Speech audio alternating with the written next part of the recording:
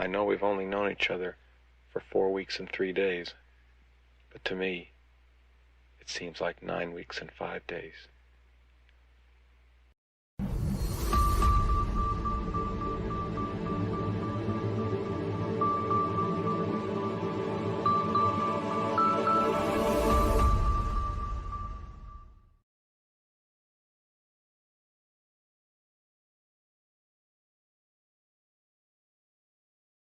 All right, all right. Welcome, all my passionate plant people and garden enthusiasts, to the Sunday edition of the Let's Get Growing show here on the Urban Gardener channel. I'm Enoch. I'm your host today, and we've got another fun garden roundtable show for you here today with some more of our friends and contributors here on the show. In just a little bit here, we will have our friends Brandie, Suburban Gardenista, and Katrina from Sow and Tare joining with us a little bit later here on the show for our conversation, along with our good friend and facilitator, Jay Dixon. The Jaybot will be with us as well, too, here just a little bit later on in the show. So stay tuned for these great ladies on the show here and this fun gardening conversation.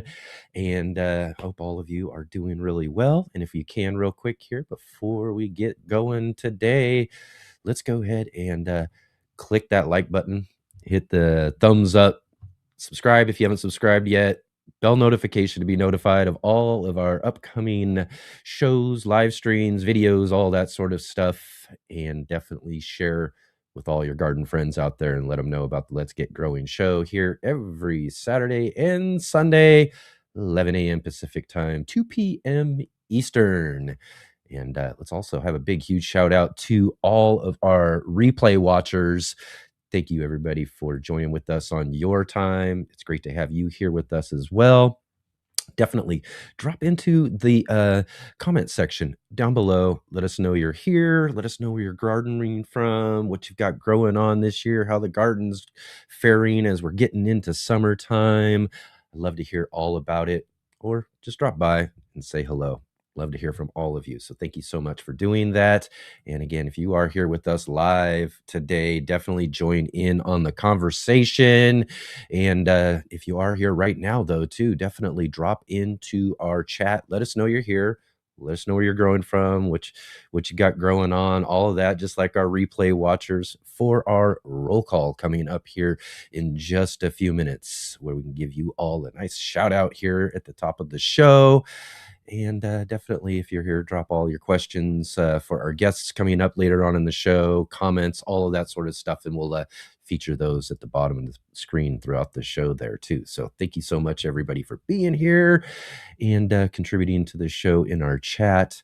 And also follow all the links down below in the description, too. We got our links to our guests, so you can go over and check out what they've got growing on over on their channels and pages and all of that.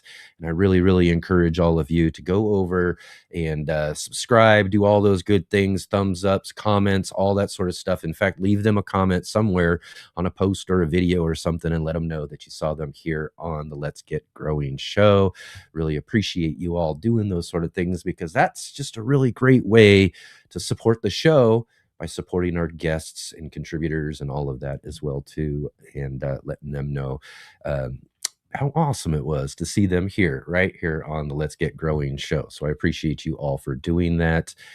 And yeah, thank you all again for being here. Really great to see you. Today is actually my granddaughter's birthday today. I'm really, really excited. She's 2 years old today, and I got a cool little surprise to end the show with as well, too. So stay tuned for the end as well, and give you a little snippet surprise video clip that we got to end the show with, too. So come stay and hang out for that as well.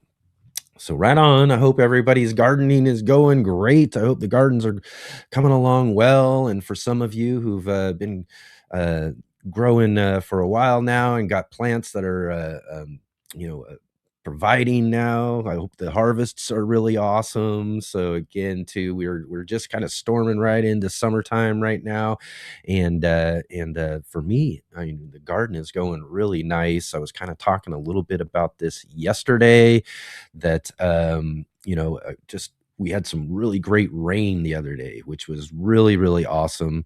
And because of that rain, the plants are just out there just exploding right now. I mean, I kind of mentioned a little bit what I was noticing yesterday, but even since yesterday to today, I mean, several of my plants are putting on lots of more new leaves, growing really, really well.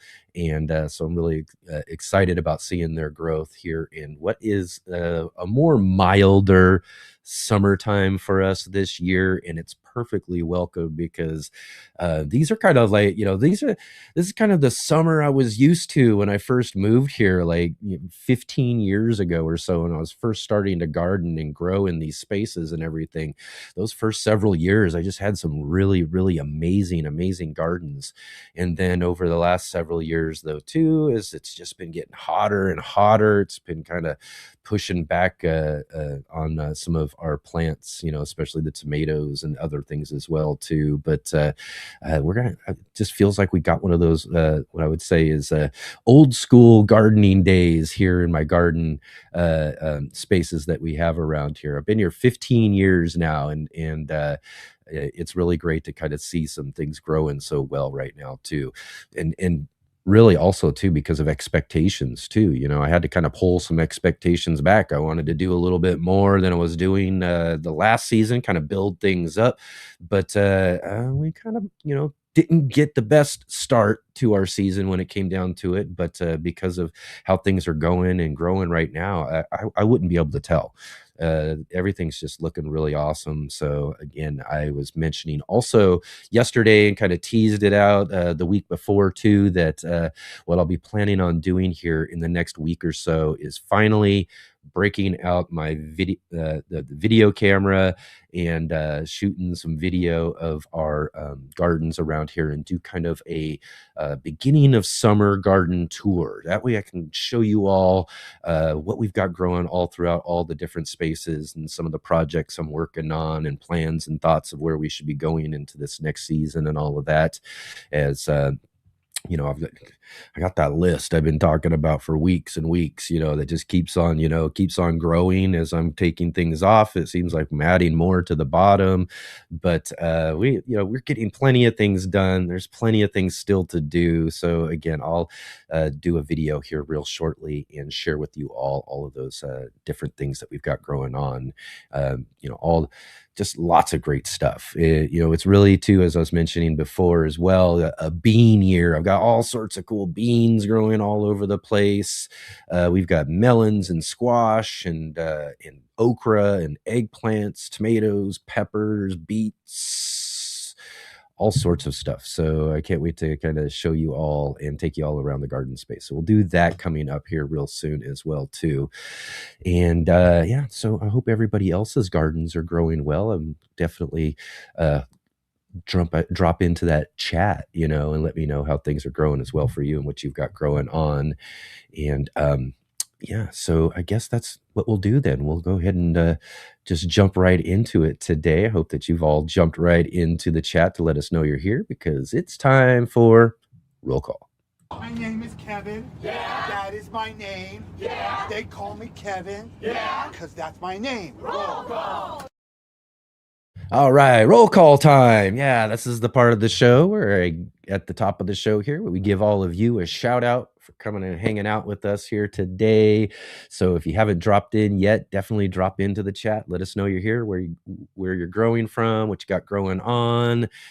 Tell us all about it. And of course, we got to give a big, huge shout out right at the top of roll call to our good friend and facilitator of the chat, Jay Dixon, the Jaybot. She'll be on with us just a little bit later on in the show, joining us from Huron County, Midwestern Ontario, in the lee of Lake Huron. Thank you, Jay, for being here. Everybody keep an eye out too for, well, I guess if she's going to be on the show, there's not going to be much facilitating, but during a regular show, we would keep an eye out for all the links and further information and all that sort of stuff that she has for us. It does a great job each and every week.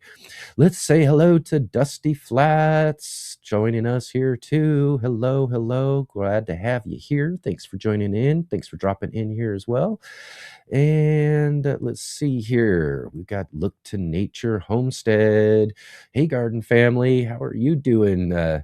And signing in from beautiful Pennsylvania, Philly Burbs. Awesome, awesome, excellent. Thank you so much for being here. We got Bay's Place in the chat, Southwest Ohio. Excellent, excellent. Thanks for jumping in. Great to see you here. And we've got Nancy in with us as well too, joining us from Northern New Jersey, Zone 7. Thank you, Nancy, for dropping into the chat, letting us know you're here. We've got one of our guests, Katrina from Sow and Tare, dropping in here. She's joining us from up in Douglas County, Oregon, here in Southern Oregon. And hope you're doing well too, Katrina. We'll talk to you here in just a few minutes as well. And let's see here. Oh, and yes, Vay's Place. Awesome, awesome. Thank you. We got Methedicus. I've seen it's been a little bit, but great to have you back here in the chat with us. Great to see you. Thanks for dropping in, and a big old hello wave to you as well too. And my good friend Adam Burley dropping in here, joining me from Central Point, Oregon. Yeah, it's just right up the road. Another Southern Oregoner here with us as well too. Adam, thank you so much for dropping in and helping us out in the chat and all of that. Really great to have you here today. Thank you so much. John, what's going on? How you doing? Great to have you back here. Hey, hey, hey. Thanks for joining in on the show today. Let's see. Dusty says, I peeked in at a local hardware plants, and they don't look so good even at half off. Yeah, you got to watch out for some of those things that they've got. And even at half off, or even, just even a little bit, even at like $1 a piece or something like that, some of them are just not worth it. Watch out for things that are bolting, because those some of those places will still try to sell you stuff that's bolting. And unless you want to save some seeds, of course you could buy it if you want to maybe save some seeds or something, but go into it knowing that for sure. But yeah, and be sure to also check and make sure that some of these things grow well in your area as well too. Some things that they there's all sorts of stuff that some of those places will try to sell you. But again, if they're worn out and not looking too good, unless you can bring it back to life and it's still going to do pretty good, yeah, maybe talk them down on the price even more than half off too. That's what I would do for sure. Right on, right on. And again, thanks for the happy birthday to my granddaughter. As I was mentioning, it's her 2nd birthday. I'm so excited here for today to go hang out with her and all of that. And again, thank you, Rick, for jumping in. It's great to see you here every time. Rick's joining us from the future. Yes, it's Monday morning for Rick down under in Australia there. Thank you for getting up nice and early to come hang out with us. It's always great to see you here in the chat. Rebecca's Garden back with us here. Thank you for being here. Awesome to see you. Thanks for dropping in and saying hello. Always great to see you in the chat. Let's see. Look to Nature says, I had a weak moment and purchased a 50% off Santa Rosa plum tree from Lowe's, soil amended with bat and Seaberg guano, topped with mulch and red clover seed. Okay, excellent. That sounds like a great deal. Again, a tree though too. So, and plum trees are pretty good. In fact, I was out, and I was going to mention this yesterday, and I was thinking I forgot it, and I might almost forgot it today though. But I have in my back alleyway some big containers where I grow some blueberry bushes, and over the last couple of seasons, I've completely neglected them. In fact, I was pretty sure that they pretty much were done, and was kind of preparing myself for having to get some new blueberries. Surprisingly, a couple of them are still okay, still going, which is fine. But out of one of them, a couple of years ago, when I first started neglecting them, I noticed this little tree growing up out of it. And I was like, I'm not sure what that is or whatnot, but I didn't do anything about it. And the next season it grew even bigger last year. I was like, oh no, I'm gonna really have to, like when I take care of that and pull that out and reset the blueberries, I'm gonna have to just yank that thing out or whatever, because I just didn't know what it was at all. And then this year, back when all of the fruit trees were blooming, my peach tree, my apple trees, the pear trees, all of that were in full bloom. I was walking back there and noticed that this tree was in full bloom as well. Just had lots of these just awesome flowers. So I was like, I'm not sure what that is. I mean, blooming like that. And then just like this last week, I was back there checking the space, kind of making, adding to my list I was talking about earlier, all my projects and stuff, thinking about what I was going to do to get that space back there all set and fixed up for this next season. And looked at that tree, and it has these golden plums on it, these like yellow golden plums. I'm not sure exactly I was looking them up. There was a name, some French name for them or something. There's yellow, but then there's ones. And what I was also reading about that too is they were also, that particular name and variety is exclusive to France, like champagne, is. So I was like checking it out. So it's really cool. It's this plum tree. I'm not sure. I might have to, kind of pull it and separate it from everything else and maybe put it in another pot and see what it does this next season and everything too. But that was kind of a nice surprise. A volunteer plum tree. How about that, right? A volunteer plum tree in my garden. So, we'll see how it goes for this next season. I might just keep it in the container it is and see what I can pull out around it or something. I'm not sure. Maybe I'll just even keep it going the way it is and not mess with it at all. But I'm kind of excited about seeing what it does next year. Also, one of the things on that too is that, remember I was talking about our late freeze that we had, and it kind of affected some of the trees and everything. This thing was like in full bloom. I mean, there were hundreds of flowers all over this thing, and there's only about a dozen fruit that formed on this tree. So I'm thinking that a lot of that freeze had a lot of effect on it too. So I'm excited about seeing this next year and seeing if we get a bunch more fruit on it, because it should, from what I've read, be very prolific on fruit, and there isn't very many this year. And it may be also because it's still kind of young too, but I'm sure that freeze had something to do with it as well. All right, John Harrell in the conversation. Thanks again. Eastern North Carolina finally got some more rain and supposed to have more today. Awesome. I guess, especially for those of us who are living in areas where we need rain at times throughout our summertime and everything. It was so welcome to see that rain the other day too, as we're getting really right into our summertime. Vegas place, Southwest Ohio, and you got out purple sweet potatoes. I've got some sweet potatoes out there that again too are starting to really stretch out right now, so I'm excited about those. Standard sweet potatoes, bullseye beets, and barrage. All right, yes, good stuff. And then let's see, Mathetica says, finally all finished with my plant sales, still trying to get all my gardens planted with the leftover plants. Yeah, that's great. I want to do a plant sale too this next season as well. I mean, was planning on it over the last couple of seasons as we've kind of changed our plans and stuff. But I've got an idea to do a fun plant sale myself too. So, and it's good to you get them all set up and sell them, and then you got leftovers for yourself too, right? I love that. That's great.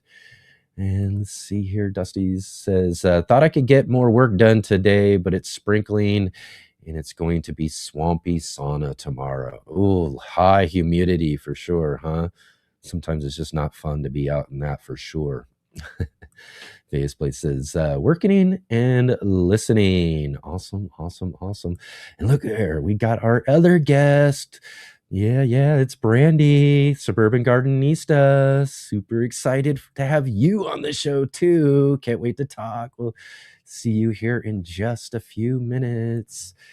And John, hello, Katrina's dad. All right, from Central Region's high desert here in Oregon, I believe, right? Yeah, awesome. Some support from dad in the house. Awesome, excellent.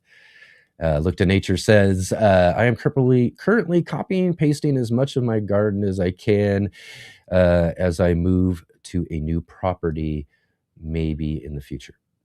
As I move to a new property. Awesome. That's going to be great. Hopefully the newer property is going to give you more opportunities with your garden and all of that. We were talking with Shawnee yesterday. She's just moving into a new place where her garden's at finally. So this is it's always really exciting to be moving and getting into a new place. And Dusty Flood says, I once bought a perennial at an upscale nursery on sale, and when planting it, there were no roots. Oh my, no roots. Oh boy, that's not good. And then we've got Rebecca's Garden saying, although yesterday I refreshed bird feeders and bird bath, pulled up kale, separated oregano, dried some, moved a few roselle in bad spots. They were volunteers and made a puddling station. Right on. Excellent. And then Katrina's like, nice. Santa Rosa plum is excellent. They can get shotgun fungus. I don't know if I've heard that before, which a spray of kelp will help with that. Awesome. Excellent. Well, thank you everybody for dropping into our conversation here. Oh, wait, let's see here. I see a couple of others here. What we got? Eddie in the conversation. Somebody say hi, Eddie. Say hello. And then I see also Shawnee in the conversation as well, too. Great to see you, Shawnee, back with us again today. Awesome. And again, if you guys didn't get in on our roll call today, definitely drop into the chat. Continue to let us know you're here. Let us know where you're growing from.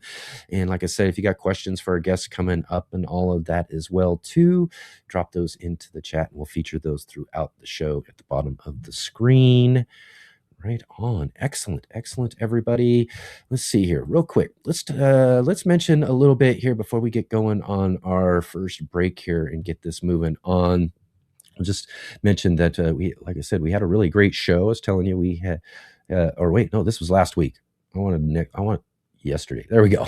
Yesterday's show, we had on with us Shawnee from Shawnee Grows and Robin from Robin's Gardens joining Jay and I for a really fun garden roundtable chat, as that's what we've been doing here the last several shows, is getting our contributors together for really fun garden roundtable chats here as we're getting things geared up to get our show back on track here with some really awesome guests and everything lining up, coming up here for the show coming up as well. Also, as we just showed there too, last Saturday we had on David from Bowtie Life and Paul from Guten Gardening, our contributors to In the Garden, were with us last Saturday on the show. So definitely go back and check out those shows if you didn't get a chance to check out those conversations. And last Sunday edition of the show was our third Sunday of the month, and that is our monthly gardening book club with our good friend Mr. MBC joining us live for In the Garden and co-host of the book club. And MBC and I got to talk with Christy Wilhelmi, author of Bolting to Seed, which is the second novel in her garden variety series. Really, really fun gardening fiction about a community garden down in Los Angeles, and a whole bunch of great characters and lots of fun that they get into in the garden space. I guess, well, I mean, maybe not so much fun this time, as it's kind of a murder mystery novel this time, and but a really fun story. Some new characters added in there as well too, and it was really great to have Christy back with us again too for the book club, because she's our second timer on the book club, as we definitely had to have her back for this second edition of the Garden Variety series. I love the Garden Variety book, the first one, so again, go check those out last week on the book club. Get yourself a copy of those books. I guarantee you will really, really enjoy those books, especially if you like to read some novels and fiction stories and all of that as well. I mean, there are a lot of great garden books out there, as our book club is definitely attested to, with all the wonderful, amazing authors we've had over the last couple of years. Just awesome books. But to fit in some good fiction is really, really awesome. So go and check out last Sunday edition for that conversation with Christy Wilhelmy. Right on, everybody. Let's go ahead and we'll take a real quick break here for our sponsor, and we'll be right back here and we'll get this roundtable getting going. Hello, let's get growing live gardening community. I'm Charles Malky, biologist and co-founder of Ivy Organic brand products. Ivy Organic is based on whitewashing, a time-tested way to protect plants from summer sunburn, winter sun scald, pests, transplant shock, and environmental stresses. Unlike latex or tar-based products that crack, peel, and leave residue on your soil indefinitely, Ivy Organic is truly organic and a healthier alternative. It dries on porous, allowing plants to breathe and heal naturally without rotting. Also ideal for protecting your pruning and grafting wounds. Available in white for maximum reflection or natural tones like brown, green, gray, and grayish. Ivy Organic protects while blending beautifully with your landscape. Choose from the whitewash oil-free formula or the 3-in-1 plant guard made with natural oils to help repel insects and rodents. Protect your plants the smart, organic way with Ivy Organic. Learn more at ivyorganics.com, and wishing you all happy gardening.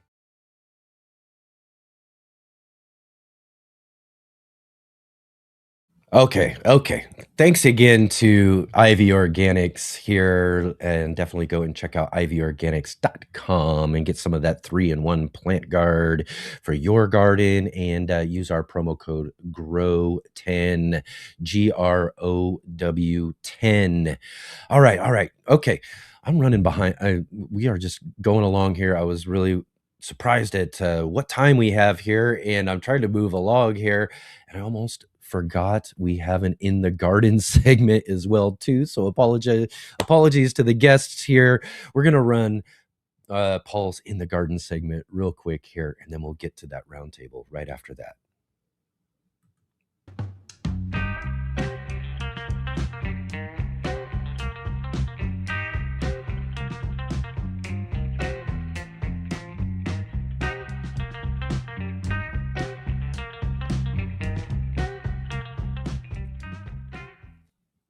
Hello, Let's Get Growing community, and welcome to a mid to late June here.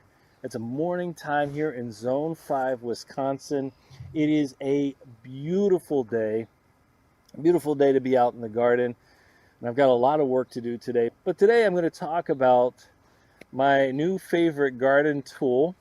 And I'll talk about what it is and what I do with it, etc. as this video progresses. But this is an opportunity for you who are in the comments or on the live right now, and even if you're not on the live, if you're watching the replay, an opportunity for you to lay out what your favorite garden tool is. Now, I've done other videos on my channel where I've talked about my top 5 garden tools, but I really love this tool, and I've only had it for about a year. So I wanted to introduce you all to this beautiful tool, this beautiful or not so beautiful tool. Anyway, I want you to let us know. I want you to think about your number 1 tool, the one you couldn't possibly live without, and comment and talk about that. Maybe start a conversation about that while you are watching this little clip. All right, enjoy. I have to be quiet. It's only a few minutes after 5 a.m. and I've been so busy lately. I wanted to get out here early in the morning and enjoy a couple of things. Some of the ambient noise out here. Let's listen. Let's see if you can hear some of the birds.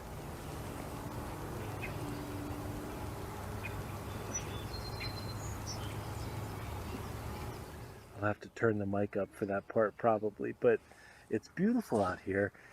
And as always, at this time of year, I'm on the mission of getting rid of some of the weeds out here. And I thought that this morning I'm going to go finish weeding my asparagus patch, the asparagus that we planted earlier in the year. And so I could show you an update on what the asparagus is doing. But beyond that, really what I want to do is focus in on a tool that is my new favorite garden tool for this part of gardening, not just weeding, but in general, working through the soil. And I've done videos where I've said these are my top 5 garden tools, those kinds of things. But today I thought this particular tool deserves its own video. So let's take a look at what I'm talking about. All right, my little box here. The ground itself is a little damp, so this gives me something to kneel on or sit on when I'm out here.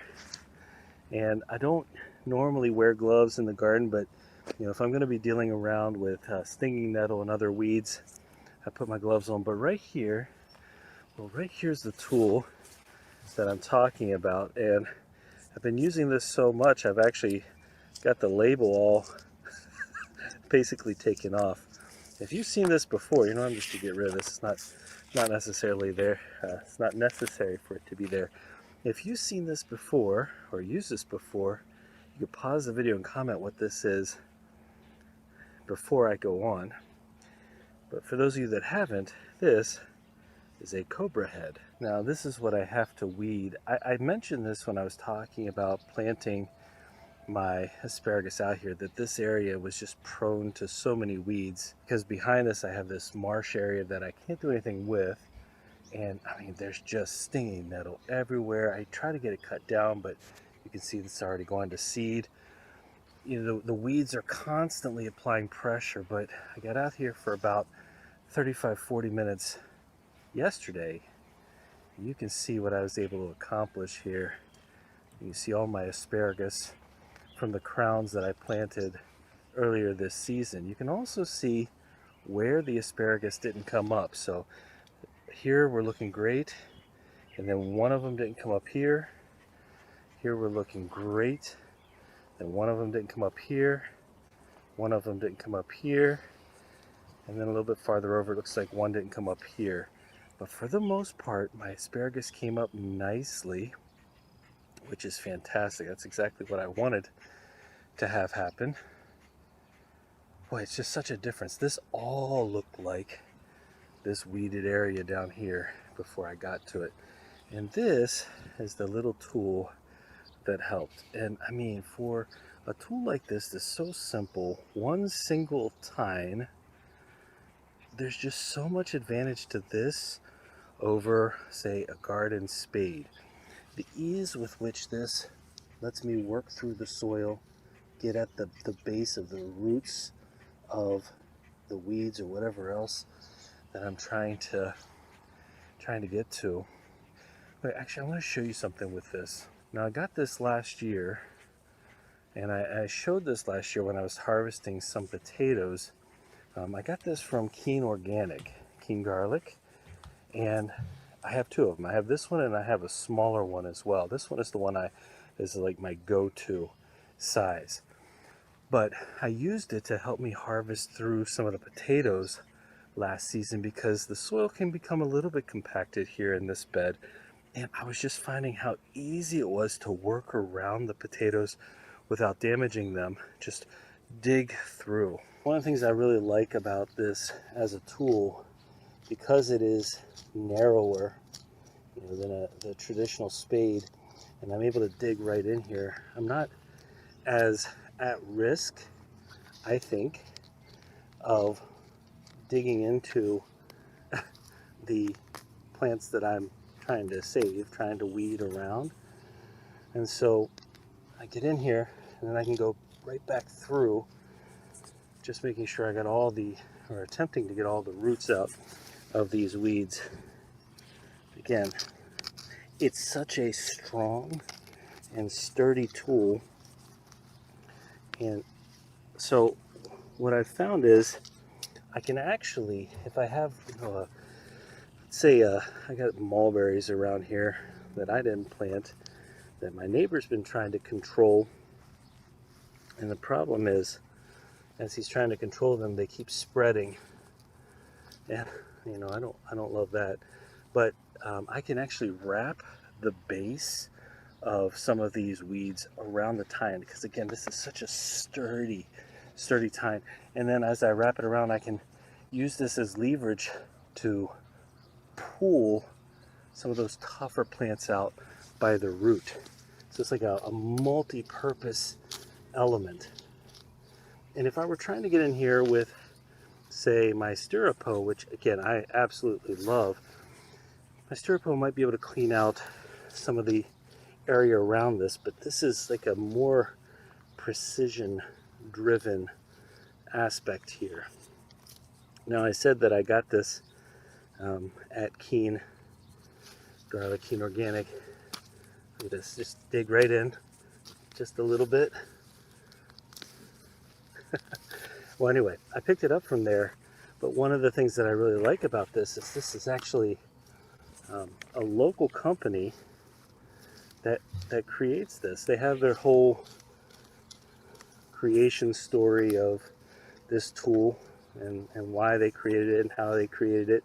They have all that on their website. But this is a company, I mean, it's fairly locally to me. They're out of Cambridge, Wisconsin. And so anytime I can support a local business, a local company, and talk about a product that I think is really amazing, I will. Of course, there's no sponsorship or anything like that, so don't take that the wrong way. I just, again, you find a tool, look at that, how simple that is. You know, and because it's not so wide, I'm not displacing so much soil, so that means I don't have to go back and really shore up anything or fix any mess being created, any major movement of soil. That's one of the things I like about the Styropo, is that I don't displace so much soil as I do with maybe a typical garden hoe. As I'm getting to the end here, I found a much better angle for you to see the work and how how I'm able to work through with this tool. As I just scrape along a little ways into the distance here and loosen up all the roots. Try to get rid of the mosquitoes out here. Early morning mosquitoes still, huh? But I just try to get in here. And then this is what I was talking about earlier, where I can wrap and pull.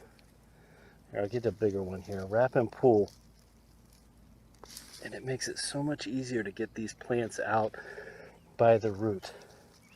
It'd be easier to just show you. Wrap it just a little bit, and that tine gives me so much more strength. I usually would break these, but I just think that's incredibly valuable, incredibly useful. And again, just digging around my plant here, just going a little bit in, loosen up the roots.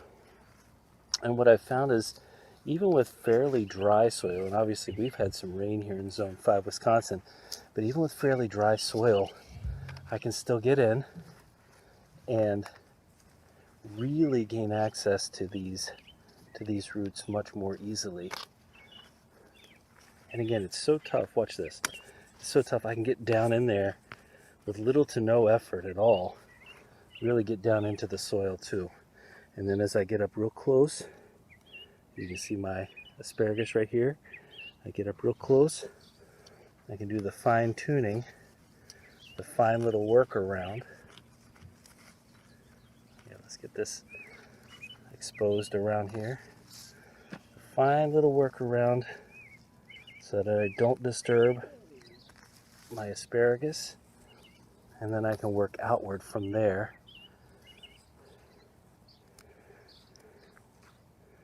Come here. And I can work outward and leave this all by itself. And because I planted these asparagus so deep, pulling the roots of these weeds around them isn't disturbing the plant itself. And so, there we go. Oh, see? Get back in here. Just climb right onto that root, loosen up the soil around it. Boom. Piece of cake. You see why I love this tool so much. Why it's my new favorite tool in the garden. Well, just as I get to about 6:15, I've finished up. How incredible does this back area look now with all those weeds gone? You can see the fight I have here. You can see I have to keep fighting here right along the edge, but I think this looks amazing. I'm pretty quick with the help of that cobra head. Well, as the airplane flies by in the background, I can say it's been a pleasure to be out here with all of you today. I hope you have another great month here on the Let's Get Growing channel, and we will see you, we'll see you next month. Take care.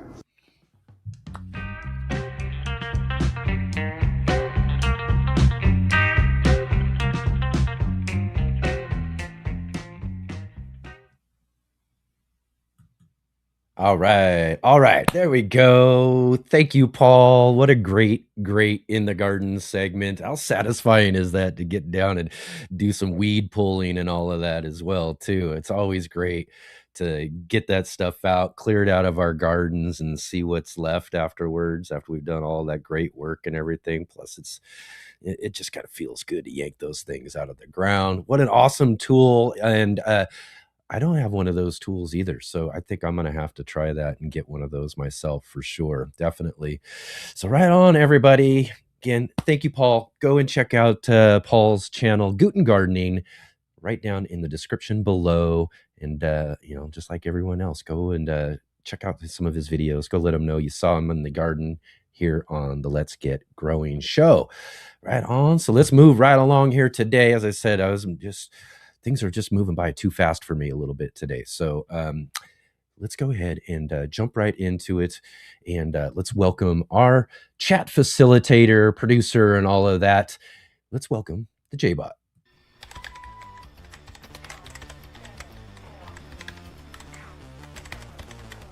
The Jaybot. All right. Here she is with us today. Again today. How are we doing? Doing great. Doing great. Well, great to see you. Great to have you here for another fun conversation, right? With a couple of our other contributor guests today. So again, you got out into the garden after the show yesterday or this morning or anything? I know you're a little later than I am. Sure. And all that. I'm just going to give a quick little summary of the things that I managed to do since yesterday. And I really want to get, I'm eager. I know. We're moving. We got to move along today. I'm not going to be as chatty as I tend to be. So I did go after the show and did 2 more sections in the garden. And then I went out this morning and did 2 sections in the garden. So busy, a little bit too much. So, however, the reason why is that I live in a tiny home village. We have a community garden with 44 plots, and 2 of the gardeners could not use their plots this year for personal reasons. And so they basically gifted them to me for this season only. So do I need more garden plots? Do I need it late in the season when it's hot? Not so much. However, the local food bank is really struggling for produce. So I put on the afterburners and went absolutely clearing out those plots. Crazy, busy, little machine, little Jaybot machine, weeding like crazy. And now I actually have one of the plots about 80% planted, and I'm hoping by the end of today to have both of them fully planted. The one is already watered in. So it's for a good cause, because I always have a little bit of a pang when I see empty usable garden space not being used for produce, especially with the price of produce the way it is lately. Yeah, definitely. Seems like such a wasted opportunity. So I am doing more than I should in terms of energy and disability and all that kind of thing. But I just cannot kind of stand by and see unused garden space. And the food bank is actually really having trouble with fresh fruit and produce right now. So the need is higher than it's ever been. And I feel like I should use my super gardening powers and get right in there. So that's what I've been up to.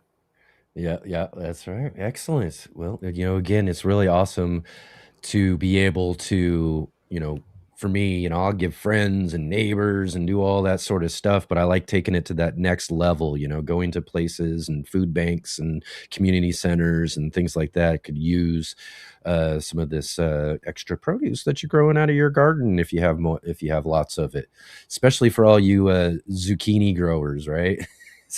Well, to be honest, instead of dropping them off on your neighbor's porch, go get them down to some of the food banks and all of that.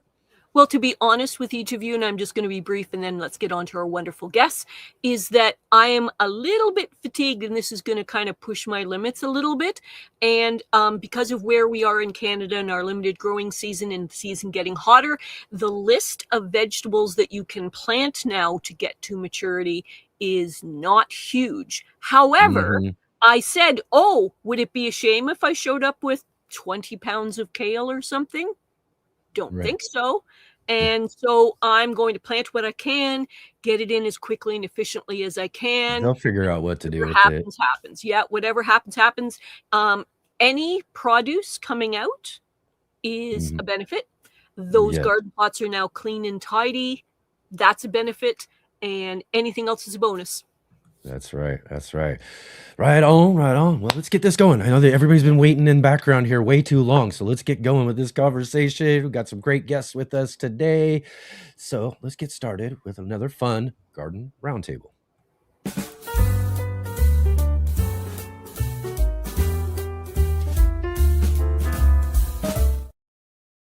All right, so let's welcome to the show. First, we've got with us Katrina from Sow and Tare with us here. Hello. And we've got Brandie, the Suburban Gardenista. Hi, everybody. Here with us live today. We got to see Brandie in her trivia yesterday. Here she is live today. How awesome for all of us. Great to have you two with us today. Thank you so much for being a part of our show today. Thank you for asking. Yeah, it's You super bet. fun. You bet. So let's get started here. I want to give you guys each a couple of minutes to kind of introduce yourselves, let us know all about what you've got growing on over on your channels and all of that too. So let's go ahead and start with you, Katrina. How things going? Yeah. So I'm in Douglas County, Oregon, Zone 9B, and typically people in the area here start planting between May 15 and June 1, depending on what the weather looks like. It is not June 1. I planted my garden yesterday. But I already had starts. It was almost to 100 last weekend, and it was at 38 degrees the weekend before. So I'm like, I got it in. Anyway, I'm Katrina from Sow and Tare, and I do all sorts of gardening. I used to be urban gardening. I had about 11 and a half years of that in Gilroy, California. And about the first 3 years of my YouTube channel is actually urban gardening. So if you're interested in very tight, successful, wonderful, edible landscaping, that's a good thing. Where I am now, I'm still working on infrastructure stuff. So getting in my garden was a really big deal. It was a really big deal. And I incorporate, I've rabbit poo because I grow rabbits for meat. I will be growing quail again. You see I'm wearing my quail egg necklace here. Nice. Once I get infrastructure.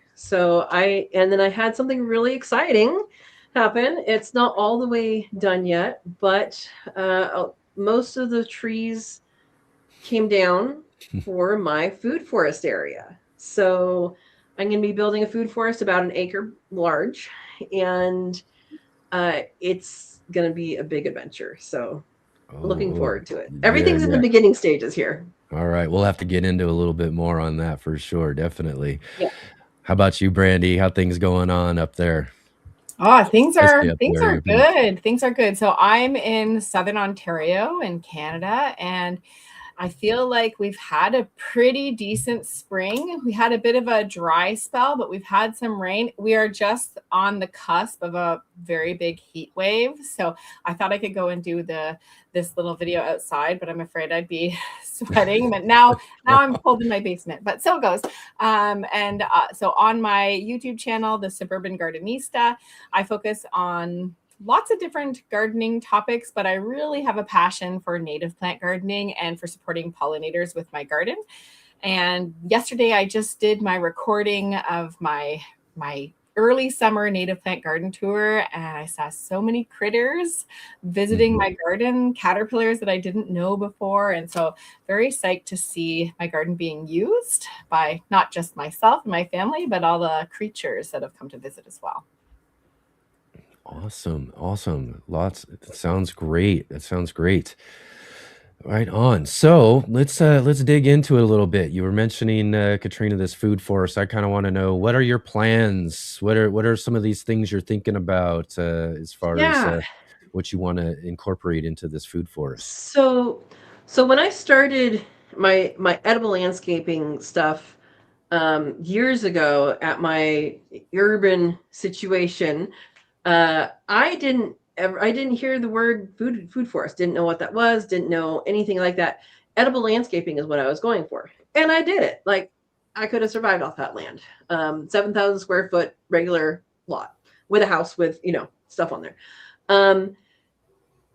Now that I've learned some things, I want to utilize all the 7 layers of that food forest, roots all the way up to, tops of trees and vines, mushrooms, all of that. So I want to use all of that space to do that. Now, in my previous yard, so again, I said 7,000 square foot lot. Then there's the house and the screen and porch and the garage. So I don't remember what exactly my growing space was, but I had over 50 fruit trees there in production, plus all the other things. So I know I can have a very successful area over here. I'm pointing over here because it's actually over here, and have it full of really good food. And instead of just doing trees or shrubs, I can do everything. And the forest already provides. Any forest is a food forest by definition. Things live there, things eat it. So everything is there to provide the forest with food. Where this section that I'm going for kind of falls behind is it was logged about 30 years ago, and it's in recovery. Now, it has a lot of mushroom activity. I don't know all my mushrooms. Don't ask me all my mushrooms, but it has a lot of mushroom activity, which is a good sign. It's a sign that everything's connected in there.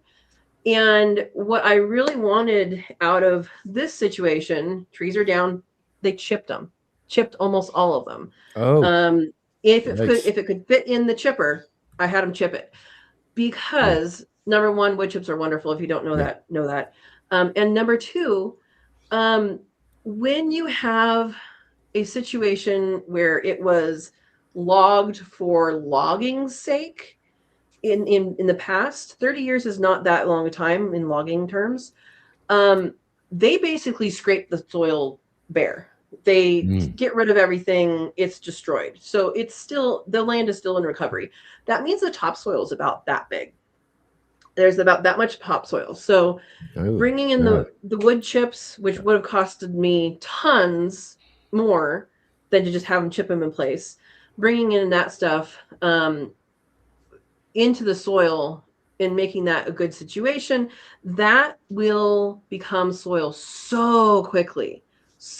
At my previous property, I used wood chips in pathways, and it is amazing how fast it breaks down. And in that area, it's dry. Here we actually have earthworms, we have slugs, we have decomposers here, much more than my previous place. So all it needs is that layer of organic material on the bottom to break down and make good soil. I already know there's good fungal connections there. And something that I want to benefit from by where it's going is I'm keeping some of the trees, not the Douglas fir, because they're just going to shade out everything. But I'm keeping some of the trees, so we keep some of that mycology, the mushrooms, in the system. So I would say in the last maybe 15 years, a big science has come out about basically the trees talking to each other, right? The mushrooms going out and getting stuff for each other. Mycorrhizae, right? We add it to our gardens. We add it to our trees. It's important part of the whole soil structure for sure. Yeah.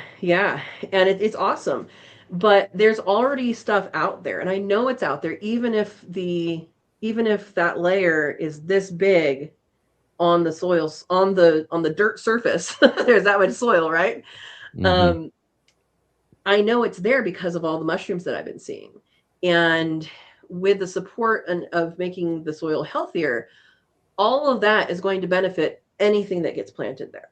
So my goal is not just fruit trees. Officially, it's an orchard because you have to have it something for tax purposes, right? But I am looking for different kinds of roots that I can grow. There's some roots that you can grow, all that. Food items. So herbs, there's going to be lots and lots of herbs. I have a lot of ideas for herbs. Medicinal stuff. And then guess what? Yeah, we can grow, Enoch, in our area, soap nut. Soap nut. Soap nut. Okay. It was the shampoo I used this morning. Yes. Wow. Okay. I'm sorts of always constantly learning. So let's expand on this just a little bit more. I've got to know more about this. What soap nut?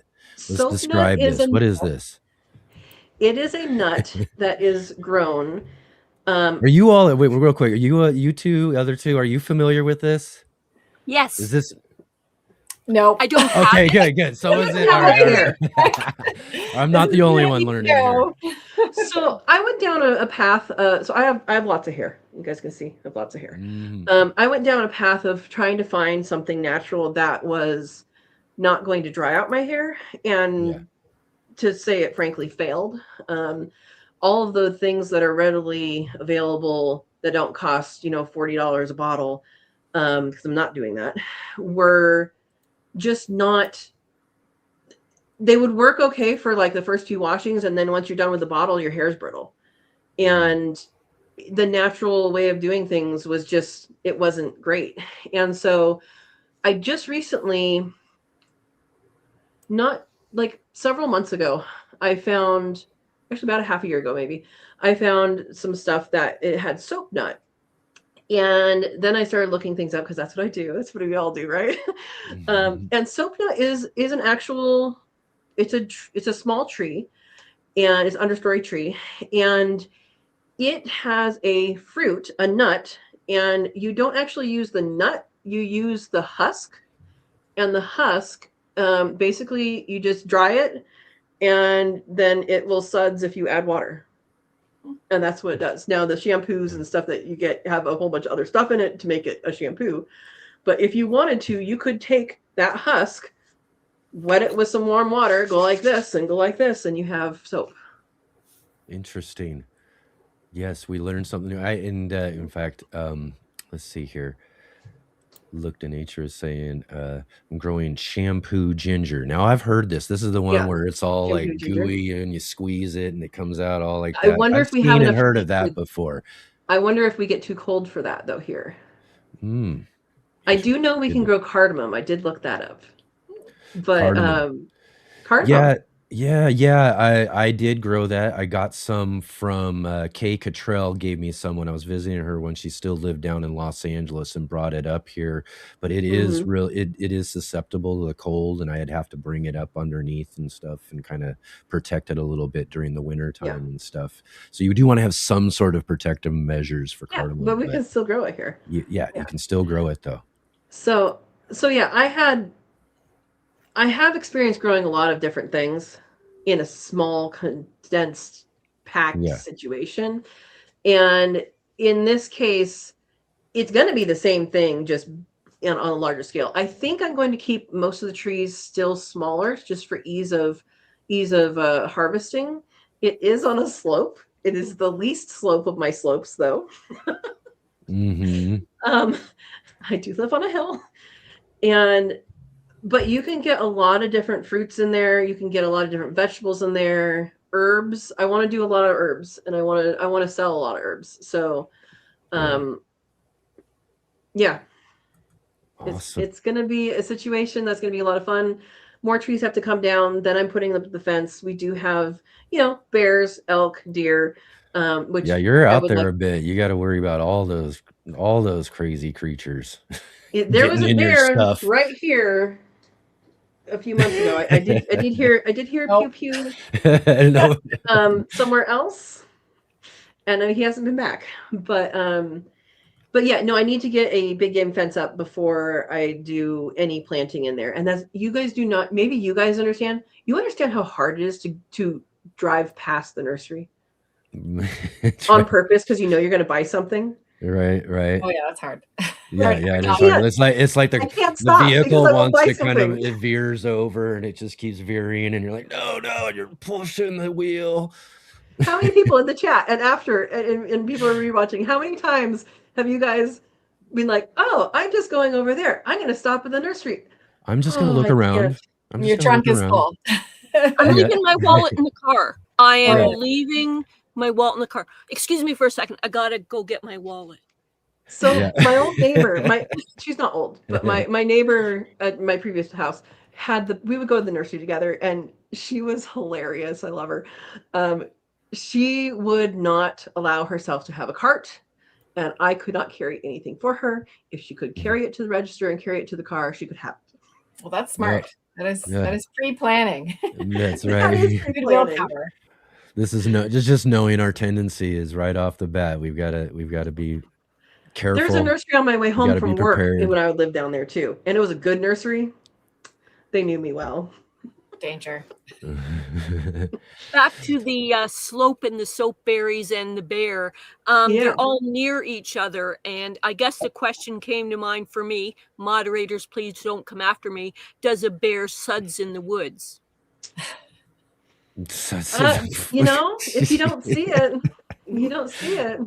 Yeah. They gotta know it doesn't It happen. didn't happen. Right. Oh, how funny. Sorry, had to do it. Yeah. Right Yes, on. all sorts of Brandie, stuff. how are things growing over there? Again, you're talking about you did a little tour around for some pollinator gardens and all of that stuff too. Tell us a little bit more about what you found in there. I mean, you said you're discovering some new I had caterpillars and some bugs and things and all that sort of stuff, which is and great. so for folks who like to garden and to create food, they kind of sometimes are like bug averse, but you know, I'm very encouraged, right? You know, like, oh God, there's a bug. Oh my gosh, what is that black worm on my parsley? You know, it ends up being like a beautiful black swallowtail butterfly, you know. So you know, when it comes to the food, of course, I want to protect it for our food garden, but the rest of the garden, that's what it's there for, right? So I found a whole bunch of new critters. While you guys were chatting, I was doing my iNaturalist work to try to load those in and see what they are. I love using iNaturalist. If you haven't got yourself an account, then definitely do that. It's really helpful to identify plants, birds, critters, insects, fungus, and then it adds to citizen science and it becomes part of projects. And it's really cool.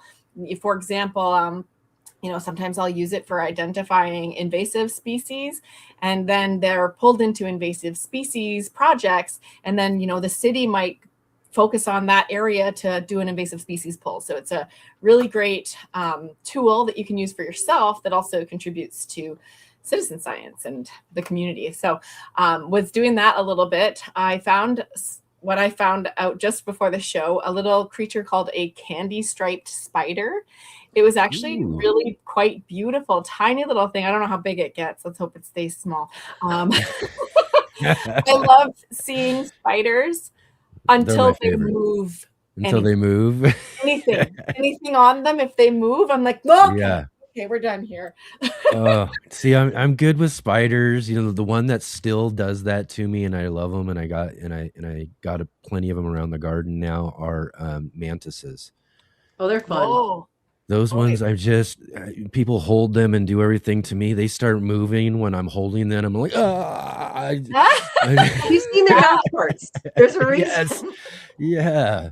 But I once saw one on a hike, and I'm sure it didn't kill the bird, but it was holding a woodpecker wing, and it was up in the grass holding a woodpecker wing. Oh my gosh. And I'm like, what? Where did you come from? Whoa. Mantis. Yeah. So you might be justified in your reaction. Yeah, for sure. Bears or mantises. Get butterflies, the occasional duck.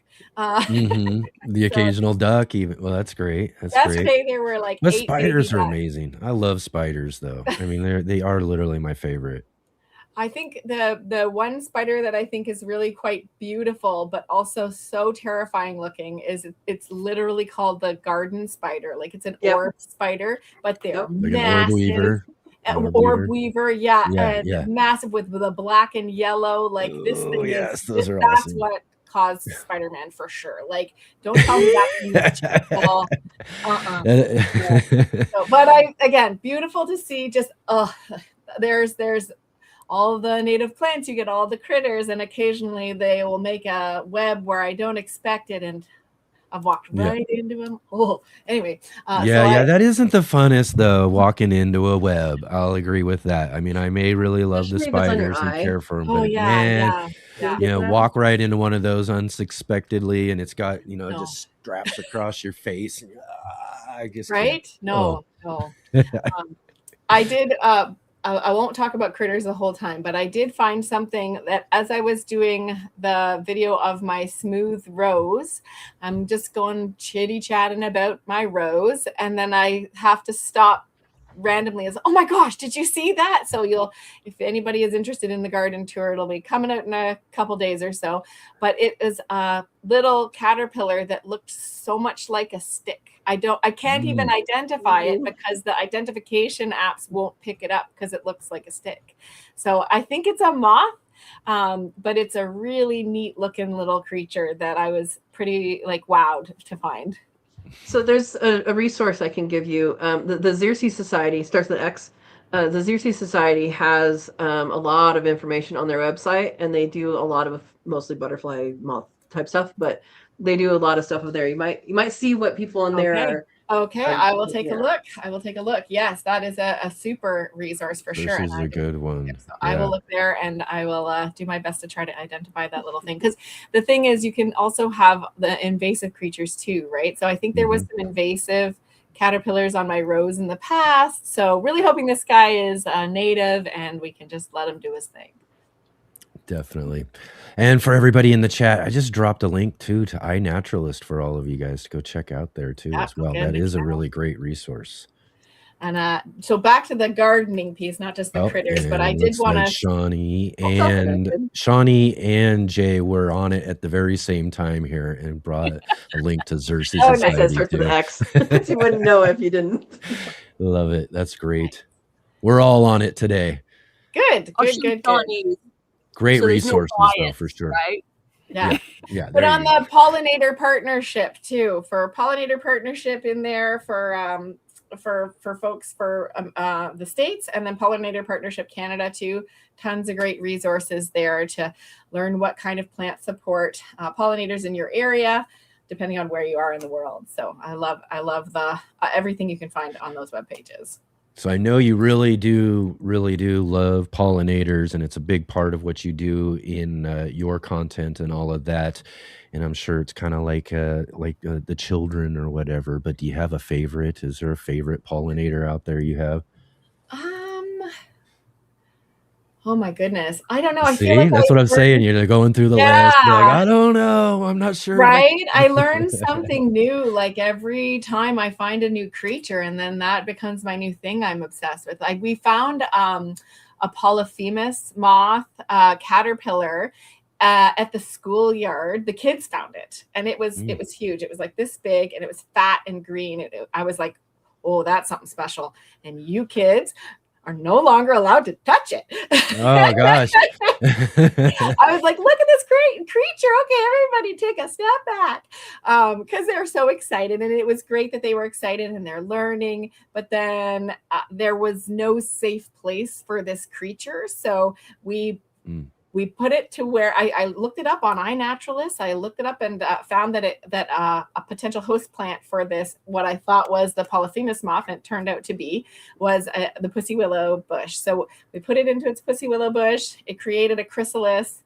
And then as the leaves were falling, I was like, if this thing falls in this area, it's getting smushed by children making forts, playing, right? And so we took the chrysalis home and kept it on the front porch for the winter. And 8 months later, it came out. So like that was a cool experience. So when you experience these things, it kind of changes. Like, oh well, this one could be my favorite. Well, I guess this one's my favorrit now. So Yeah.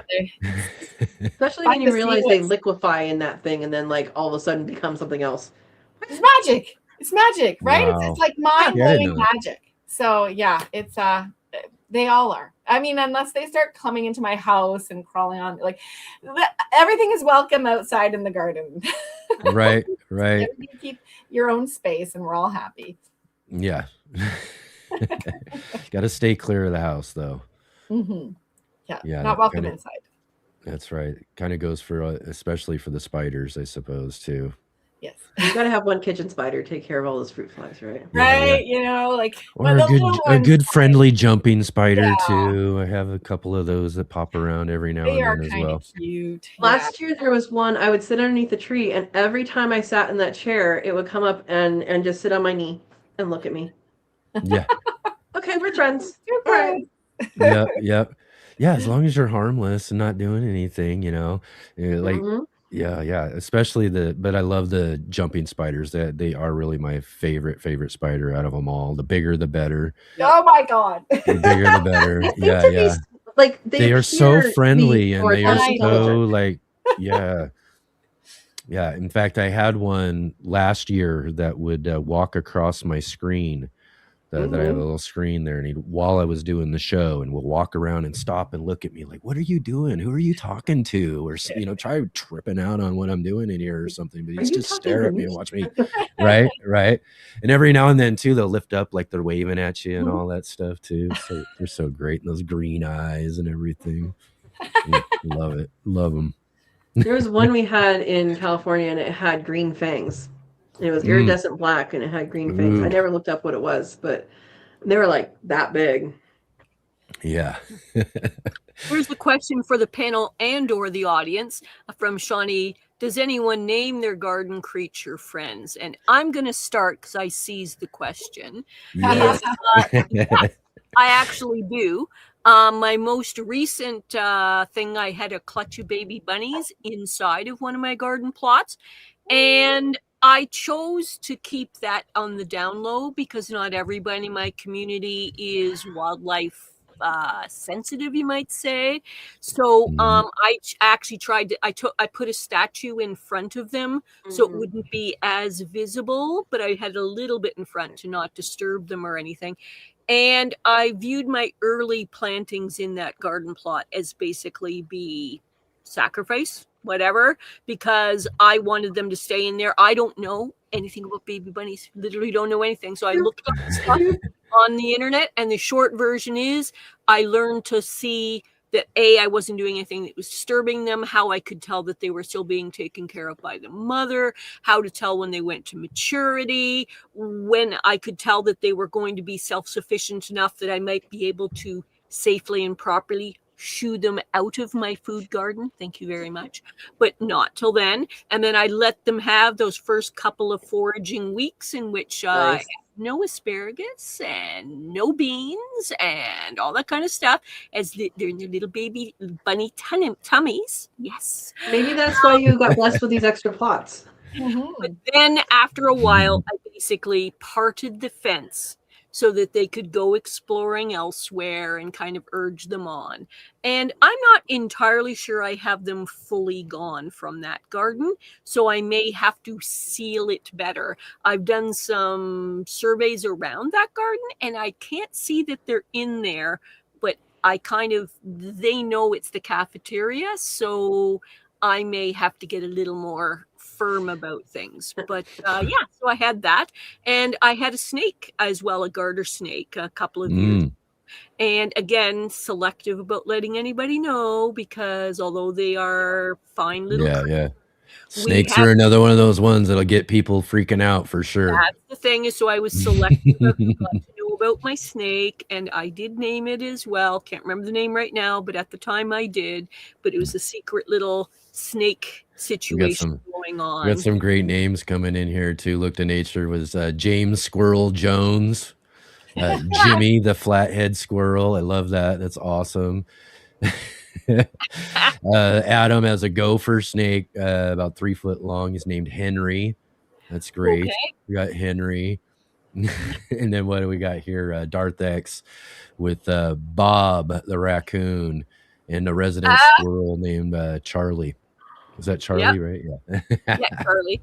And there's a few others coming in as well. There's I named the snake Sir Hiss. It actually did have a name at the time. I mean, this is great. People really do. I'm like, I don't know. I'm not naming anything out here. Is what I'm thinking. Missing like, out there, all these great names. I got to get. My chipmunk is Simon. There we go. And here's another family of ravens live close by. They drink by the pond. I call the dad Rocky Raven.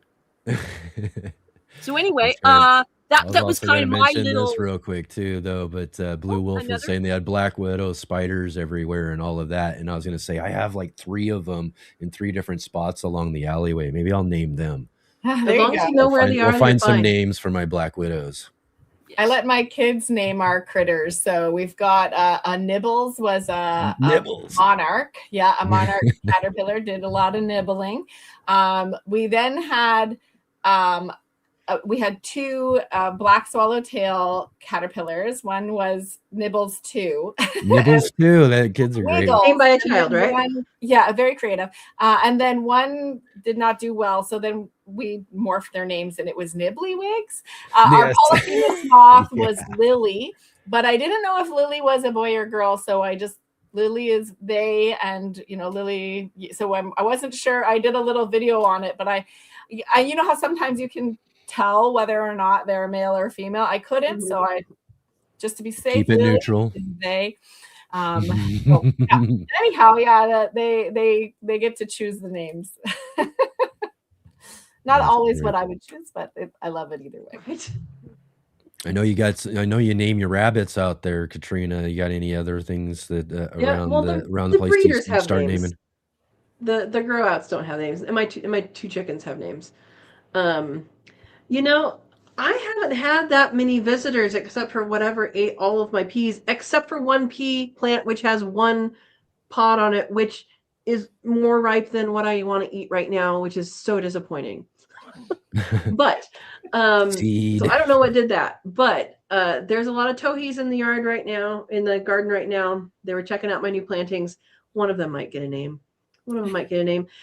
Basically, kitty cats have been coming around, so that's what we've been getting around here. There's foxes too. I haven't named any of the foxes, but there's quite a few foxes out here, so maybe they'll get a name. And my dad is howling. Dad jumped in here and says that Katrina had a pet snail when she was a snail, even, huh? So did he have a name? My remembering of this story is that I had a pet snail and I kissed it, and it was apparently only a pet for a day. So I don't know if I named it or not. My mom would probably know. Oh my! Snails. They're my lizard, my bitter enemy. That's all. My enemy mine. Those are all my snails' names. I'm just right. Yeah, it was pretty funny actually. My parents were over when I was at my other place, and he found this like really large slug, and he was wanting to show me it, and he goes, "Hey, Katrina, come here." And I went over there, and he goes, "Look what I found." And I stomped on it. And he goes, "Oh, you're going to tell me what kind it was?" Oh, I was like, "It's some kids, some kids are, some kids are fascinated and interested, and some kids are stompers." Well, this was not me as a kid. Watch was out. me as an adult. I was like, I'm not dealing with slugs in my garden. They go away. Something you can do with your snails and slugs is you can collect them and then use them in your garden. And do you want to talk about how? We can talk about how. Oh gosh. Yep. I guess if there's another use for them, I don't know. I just yeah.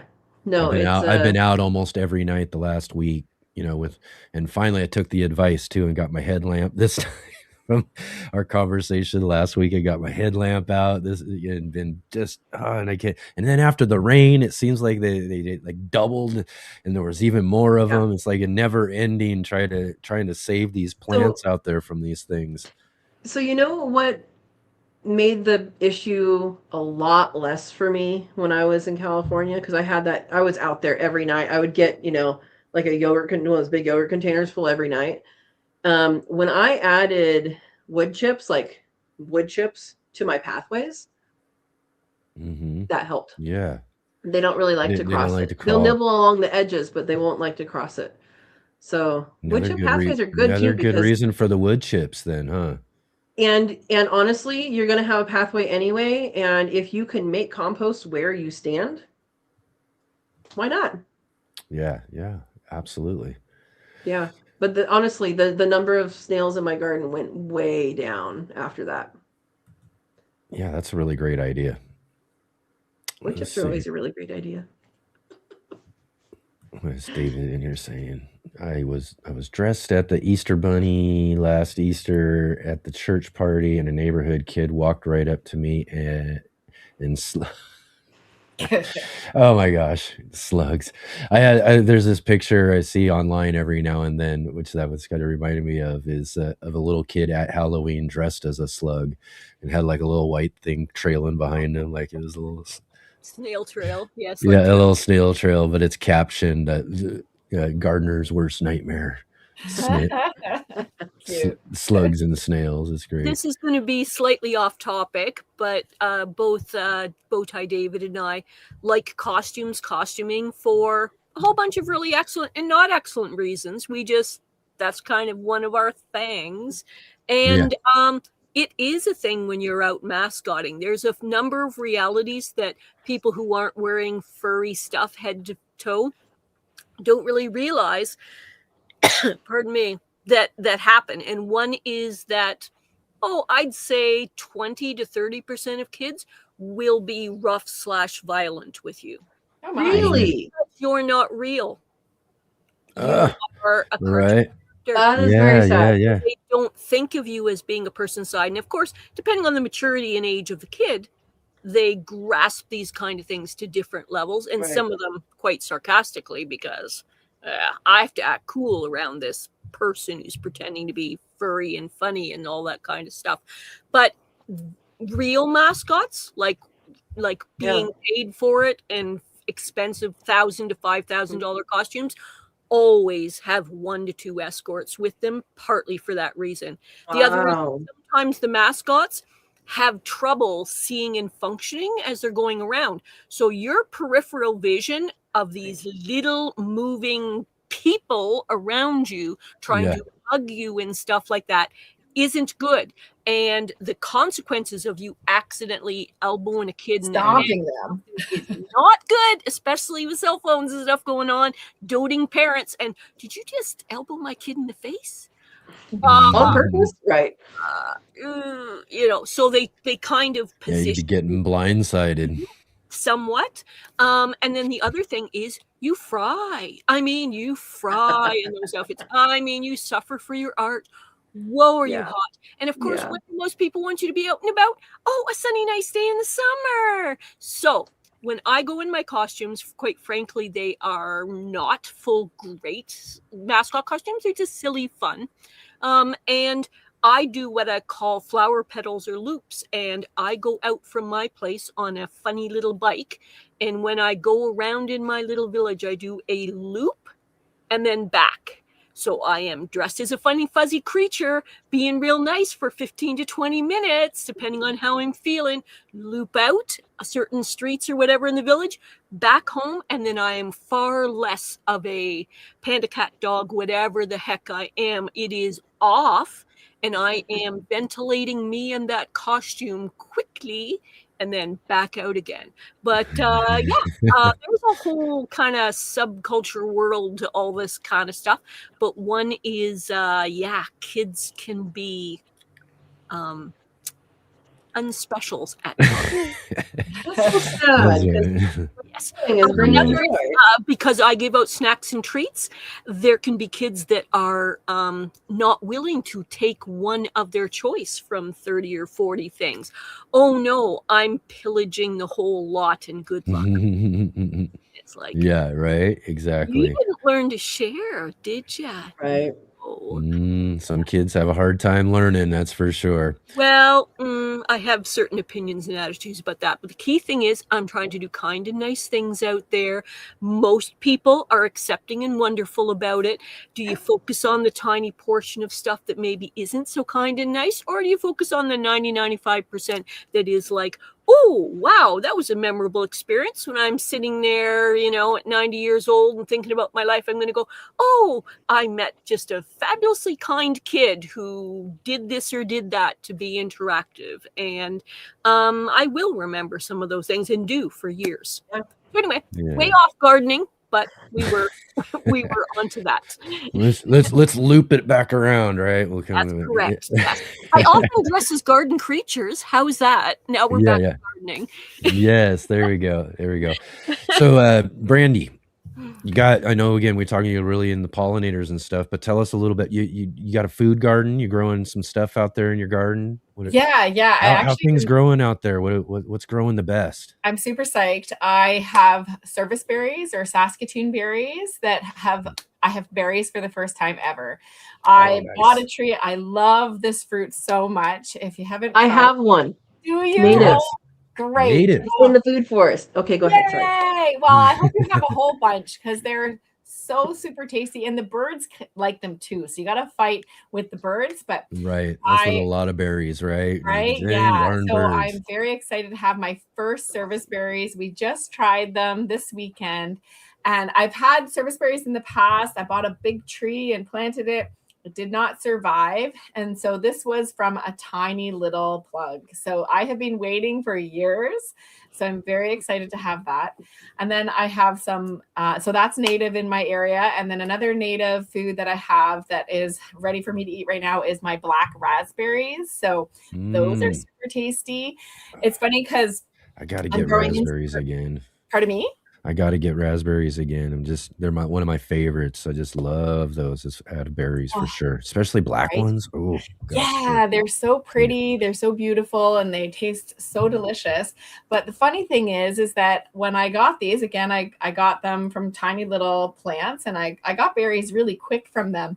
And the berries that I got were so tiny. I thought that this was my first time growing black raspberries and they're native. This is new to me. I thought they were all little. And so I went and I visited a friend and they live just on the side of a big forest. And they're like, oh, we have black raspberries. So I went and, well, let's go try them. Like that's amazing. And they were so big and luscious and beautiful. And so I think that because I'm in suburbia and I've got this like massive Norway maple, it's just like depleting my soil from moisture and nutrients that all of my plants are stunted. And so I've got these itsy bitsy black raspberries, but I still have them and I'm still going to keep it up. And I'm just going to try to give my soil leaving the leaves and adding some mulch, that kind of stuff. So either way, I have them and they're making me try to compete with that tree and make sure you give it some more and all of that. Yeah. Find someone with rabbits in your area and get some rabbit manure because rabbit manure is awesome. I raise rabbits. And it's also a cold manure. So you can put it on your garden right now. And that it breaks down quickly. So maybe I'll put it in that spot. Yeah, and it breaks down quickly, and so it will give you a really good food source for your plants. That's a great idea. Yeah, I'm looking for like natural ways on how to help support because sometimes when it comes to native plants, they don't want all the supports that you provide to a normal kind of ornamental or food garden. And so you can kind of make them go leggier or they would, in some cases, especially the prairie plants, et cetera, they want like dry, like depleted, soil. Or I'm not going to be a specialist on this manner, but either way, you're not supposed to like tamper too much with it. Right. So I'm noticing that a little bit might be helpful because this is not where they naturally grow. I'm in suburbia. I have crappy soil, and so they might need a little hand. And the other part of that is, okay, I'm going to say this interestingly. Think of all the poop your plants are missing out on by not being in the woods. There's not a lot of poop there. Maybe dog poop. Right. Yeah. What if you the not so good stuff, right? No, but seriously, like the plains, the grasslands, the plains, and all that. They had, went before a bunch of people got there. They had, the bison went by and tromped and stomped and all of that stuff, left their leavings. The flocks of birds were much larger than they are now. You're gonna. And then you get wild rabbits, squirrels, and then all the ones doing all the other moles. There's so many different things everywhere that are leaving something behind in a forest for sure. You don't really think about it like that, huh? And everybody poops. Everybody poops. No, I'm serious though. Your plants need manure. In general. No, and I do like the idea of rabbit manure and stuff. In fact, we were talking the other day, and Katrina was talking about retiring a couple of her rabbits and was asking me if I would take them on or something. I was like, absolutely. I mean, this is something I've been wanting to do, is build like a cool little rabbit hutch, and that way I can save and for me, I want rabbits just so I can have the manure. So I can utilize that within the garden spaces and all that sort of stuff. So after we're going to retire Katrina's rabbits over at my place this next year. After this next breeding season, Ravioli and Rigatoni are going to go live at Enix. Ravioli and Rigatoni. My viewers' name. Love it. Their mom and dad mom was tortellini, dad was Parmesan, so I just kept the name lining Italian foods. So Ravioli and Rigatoni are going to live at Enix. Announced here first. I was going to say, for those of you who doubt the value of community in the gardening world with live streams and all that kind of thing, and connections and it's just exactly. Yeah. I love it. Brandie, have you thought about like chickens, rabbits, or anything like that for your place? Well, in another part of my life, I work for public health. And so I know a lot of the rules, and I don't think my yard can handle it. I don't think I have a big enough space. Like, do I? You do. Yeah. You don't need much. And but there is depending on regulation and things like that as well. I helped to write a bylaw a while back for urban chickens in our area, and I just don't think it would literally have to be in the center of my yard for me to be able to have this. But that's okay. Like, I enjoy it when I visit other folks that have it and have a little bit more space than I do. My space is taken up a little bit by my children right now, and then the way like housing prices are going, we're probably going to be making a tiny home for them so they can live with the chickens maybe.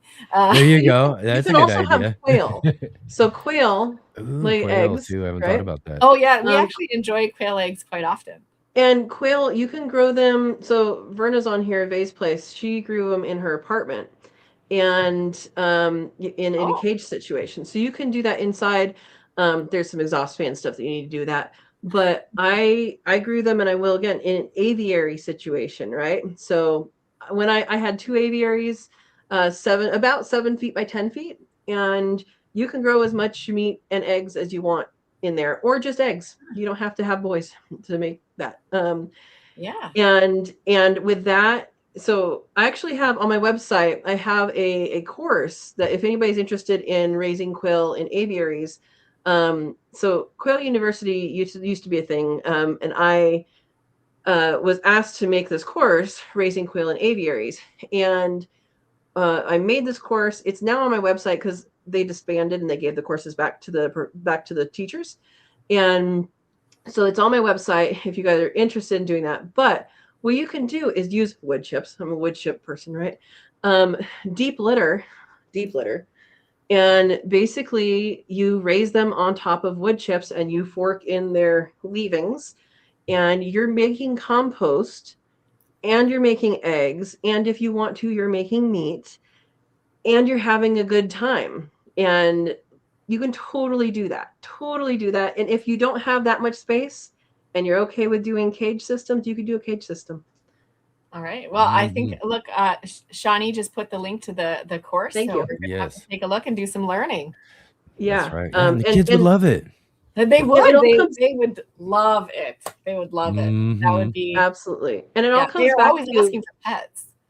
Yeah. See, there you go. It all comes back to. You can have them out in the backyard and that sort of stuff, and you won't have to have them running around your house.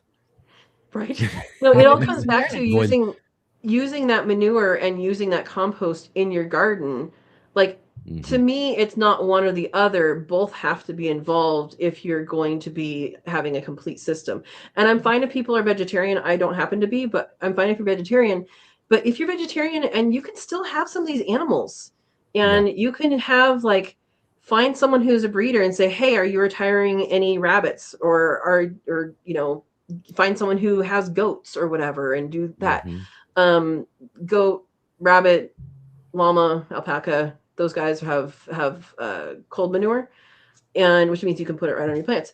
But that's the part that people are missing, and you can get that without, if you don't want to, without eating meat, without using the meat. But you can get that. So, like, when Enoch gets my rabbits, he's going to have plenty of little nutrition packets to spend, you know? Yeah, and again too, like the chickens. We were talking to chicken setup. I love the whole utilizing the chickens and the rabbits together. You put the rabbits above the chickens on their chicken coop and all of that. And you let the rabbits just kind of drop their droppings into the chickens, and then you just kind of collect it all down at that point. I love that idea of that type of system. So I'm really excited about building one of those out as well too. That's what I had in California. Just do that on top of the wood chips, and then you don't even have to fork it in if you have chickens, because chickens actually, they'll rototill it for you, or they'll turn your compost for you. But really, the idea here is really creating, utilizing these animals to help create this kind of a regenerative system within your garden spaces that, you're just utilizing their leavings within the garden and the plants that you're growing, And for me, the one main system I've been using the most is worms. I have my own worm bins. I'm collecting my own worm castings and all that sort of stuff. And that's just amazing fertilizer I don't have to pay for. Right. We don't have to go to the store. We don't got to buy all these other fertilizers. And some of them, organic ones, are really great if those are the only things that you have there and all of that. But if you could incorporate a cool animal living system within your spaces, and we're just in a small little alleyway space here in the city, so I just love that whole idea of being able to do that sort of thing, and I'm kind of really excited about really implementing it this next year. Very cool. And if you like fish, you can have a fish tank and use that water cyclically. And you could even, I would love it if someone did this. I'm not going to do it, so somebody steal my idea and credit me, please. I would love to see a wall in a house be a fish tank, and then that water circulating out into the garden, and using that fish poo water in there. But you can grow either fish to eat, which I don't like fish to eat. So, or you could grow like fancy stuff that people will buy, right? Right. You could do that, breed some things. And it doesn't matter how long it takes them to get bigger, because you're using it for the water. And then once they're that big, you can say, hey, who would like to buy this for lots of money? Right. No, that's great. Mark, MBC, he had a system set up within big old tub growing tilapia inside of it. And lots of people do that water out and utilizing that within the the aquaponics system or whatever that he had there, which was really great. Yeah, I had a pond that I dug in at my little tiny place. Dug a pond, and I put goldfish in there, and there was one goldfish that I could pet for a very long time, but until it was like about that big. But that water, I wouldn't use the water for that because I just didn't have the setup, and it was in the ground. But I did, it had pond plants that would be in there, and they would just explode in the summertime. And you just pull it out and put it underneath the trees, and pull it out, put it underneath the trees, it'll reproduce more. Duck, that stuff, and that's how I used it. Pretty easy to do. That's what I was saying. I would really, if I've been discouraged by my idea, and it makes a lot of sense. Everybody's telling me though too, is I'd really love to have ducks too. I love it, especially with all the slugs I got around here, man. I'd have so much duck food that would be great. Get some runners. They're a mess. Those things are probably the messiest thing you ever had. I've visited 2 people who actually have ducks in a small kind of urban setup and all of that, and it's not pretty. It's not. If you have a wood chip halfway, If you have wood chip pathway, you can put all of that All underneath the right, wood chip. the It'll wood go chips away. will solve anything. I love it. I had my rabbit grow outs in the when I was in the city, and I had my rabbit grow outs, and there was no place to put the poop. Now I have them on pasture, but it was like a lot of poop, right? And what are you going to do? I buried it in the wood chip pathway, and within 2 months it was gone, meaning Wow. the insects and the bugs and the worms had processed it into compost. Yeah. Which Again, was how sold cool? I mean, everything. how cool is all that stuff? You know what I mean? It's just having, all these cool different animals that we could, just have around and utilize what they leave behind to feed our plants and make our plants really, really amazing, which is just really cool. Yeah. I'm going to pull us very slightly off topic, but we're talking about cyclical life living. And one of the things I've done amongst many things in my working life was I used to help build ecological houses. So basically natural home building, but we would try and do different things to make it so that the temperature of the house, its function in fires and things like that, the ability of it to keep the inhabitants warm, to grow food, have passive solar, active solar, wind power, to have a way to utilize the waste that comes out of the people and the house, utilize it in different ways, and of course different streams depending on its toxicity, etc., etc. So I used to be involved with building a range of different places like that, but my focus was on earthships and how to build with actual like waste products that don't have a current good recycling use, and how to make it so that living with the earth is a lot more cyclical and connected. That's Cool. awesome. You've done everything, Jay. I think so. Yeah, I know. I'll tell you a secret before we wrap for today. I'm easily bored. I find so much of life fascinating that I'm like doing a certain thing for a certain amount of time, and then I'm like, oh, look over there, bright and shiny. Oh, Something new. wait for a second. I'm just going to go bright and shiny over here, and then over bright and shiny for a while, and then suddenly, oh, wait a minute. That's a color of blue I really like over there. And hobbies, interest in that. I do not understand boredom. I don't understand. Yeah. I need Same. 7 lives at least to do everything I want to do. Oh, Yeah. and I also need benefactors. So if anyone wants to donate to the Jaybot Have a Fantastic Life program, please. But what I'm trying to say is life is a cornucopia of amazing things. Yeah, That's right. Enjoy it, all of it, as much as you can. Absolutely. Yeah, well, look at it. I mean, again, too, this day is flying by on me. I'm telling you, I don't know what's going on here. I was at the beginning of the show, I was just like, next thing I know, I'm like, wait a minute, we got to get moving. Oh no, what's happening here? But we're just here all day, okay? I know, and I would love to. I could do that. Jay knows me well enough. I could sit here all day and talk about all this sort of stuff. But yeah, it's a show here, and we've got limitations and all that sort of stuff. But before we do finish up here today, we do want to talk a little bit more and give you guys just another minute here to kind of talk a little bit more about what you've got coming up on your channels and all of that sort of stuff there as well too. So what's happening over at Sow and Tare here in these next coming weeks? Yeah, so I have a membership that we do, and it is we call it Katrina's Kits because a kit is a baby rabbit, and it's also a baby badger, which I studied for my master's. So that's what it is. But we do a Cook With Me Live. And so we do this monthly. Sometimes it's out of the garden, sometimes it's not. This next month what are we making? Chocolate peppered pretzels. It was something I saw in a cookbook, and people were like, yes, do it. But yeah, we have that going on. And then, like I said, we're going to be working on that food forest stuff for a while. I will have a rabbit workshop. There's going to be 2 rabbit workshops in July. So if anybody's local and looking to do hands-on learning of all aspects, get in touch with me for that. And then as far as actually happening here, that's pretty much it. And we're going to be doing all sorts of other things. We're always doing something here. So we have live chats every Monday Yeah, you 6 do the p.m. live streams on Monday. Yeah, Yep. excellent. And then the first Monday of the month is on Thursday, 6 p.m. still Pacific time. Because first Monday of the month I go down to near where you are and go to my bee meeting for Southern Oh, Oregon that's Beekeeping. right. So You're just right over here in Central Point. right by Adam. Yep. Oh man, I need to get out there too. When is that again? First Monday of the month. I can text you that's when this one coming up. When it's coming up. Yeah.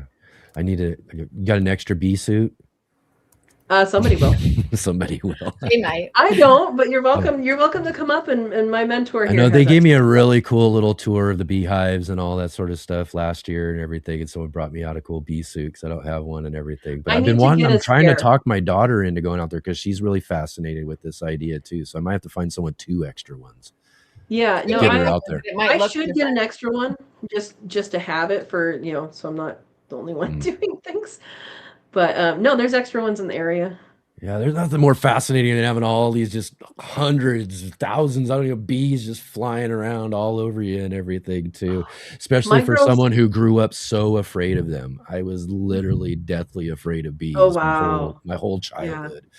So my girls turning fear into fascination is what I like to say. Yeah, my girls are pretty calm. I haven't used smoke on them at all. Like, they're very chill girls. Now there's boys in there too, but no, they're it's such a chill hive. I'm going to be getting another hive. My mentor has it in his yard. He has a lot of them right now. He caught a lot of swarms this year. Nice. But yeah, I'll get in touch with you when it gets closer. Yeah, definitely. How about you, Brandie? You been ever done any beehives? Got to check out some cool beehives and all of that? Oh my goodness, no, I have not. It sounds like just an amazing endeavor that you get to reap such benefits, but then also keep the hive happy. And I actually just finished watching. There's I think it's by National Geographic on Disney. Last night I watched the bees. There is a 2-part series. 2-part series. 2-part series. Yeah, check it out if you haven't already. I'm gonna have to. Holy moly, they're amazing. Yeah. I have not endeavored into beekeeping yet, but maybe in my future we will see. They're amazing. The energy of the buzz, they give you. No, it's an amazing energy coming out of that hive, like every time. Yeah, it's so great. It's amazing. So how about you, Brandie? What do you got coming up here over at the Suburban Gardenista? Besides more garden trivia coming up in the coming weeks as well, too, as we we'll have some more garden trivia in store. And again, thank you so much for doing all that too. Before I let you go today, I mean, you really do an amazing job. Everybody's always complimenting about how awesome it is and again, always kind of throwing a curveball at us this week too. Trying. I loved it. That's great. yeah, I'm trying. I'm glad you guys are enjoying it. It's been a lot of fun. I'm trying to make it so it's not too easy, as I know there's lots of specialists out there that are watching. So hopefully people are enjoying. And so there'll be more garden trivia coming up on the Let's Get Growing show on Saturday. So that I'll be brainstorming about. I've got it's a whole different season. Your mind's in a different space when the garden starts coming alive. Yes, right? It does, huh? Right. And it really has recently, and I just kind of feel invigorated. So yeah, we'll be doing the native plant garden tours. I used to do them monthly. This year I'm doing 4 in the growing season. So spring, early summer, late summer, and fall, just to show how my native plants are evolving over the whole growing season. I have had a couple of kind folks have said like, no, I like the monthly tours. And it's a lot of work doing this stuff. You guys know, right? More than people know. It is. And so I thought I would I don't have a lot of time to do my work. You should try running a live show. Yeah. I don't even know how you do it. Like, it's amazing. You have the best show and you have such amazing people come and chat all the time and all the different segments. And you're so encouraging to everybody to connect. I appreciate that. Oh, absolutely. It's really amazing. What this is all about, for sure. Oh, God. Yeah. I don't know. You guys have no idea how much work Enoch does, because I know how much work I do. And he does. That's just it. I'm here, right? And he's like way up here. That's just it. I'll do a video or 2 a month, and he's got Friday, Saturday, Sunday, and his own stuff. Like, amazing. And we're going to get Mondays back going again too. More on that coming up too, everybody. Yeah, very, very exciting. So I've kind of limited my time on my Suburban Gardenista work. So I'll be doing those for garden tours, and then I'm going to be focusing a little bit more on other topics. So I've got some invasive species removal coming up, hoping to do a little bit more on native plants and kind of concepts related to that, because that's really where my passion lies. Yeah. I love all things. I love diving into anything into gardening, and I really like dig into the research. So that's where all of this kind of evolved from. But so hoping to do a bit more on that as well. And then if you're in Ontario, I know that this is a worldwide audience. Still someone who's in Ontario. Pardon? I know, there she is. Right here on screen. Yeah. I'm going to be doing a native plant or a pollinator and attracting pollinators with your native plants workshop at the Hillside Festival in a couple weeks. And it's a fabulous festival in Guelph, Ontario. Lots of amazing music, indie music, every style you can think of. And then they've got all these great workshops. So I'm very excited to be doing that in a few weeks and having some fun and enjoying some tunes. Love it. Getting out in the community and helping educate people on some of these really important topics. I have some freebies to share too. So I'm secretly infiltrating their gardens. So awesome. By spreading the native plants. It's not a secret now. That's great. That's great. Well, right on. Thank you two so much for being here with us today and joining us for the conversation. It's been really great to catch up with you all. And for everybody watching, again, get down into the description below. Go check out Sow and Tare and the Suburban Gardenista and go show them some support. Let them know you saw them here on the Let's Get Growing show. But I got to get moving now. Again, like I said, we're going to keep going on and on and on. I got to get this rolling. But again, so much thank you. And we look forward to seeing more of you around here and how what you're doing with your channels as well, too. Thank you so much, everybody. Being on here. Awesome. Excellent guests. Excellent. Wonderful. Awesome. We'll be right back, everybody. One moment, and we'll finish this all up. Thank you.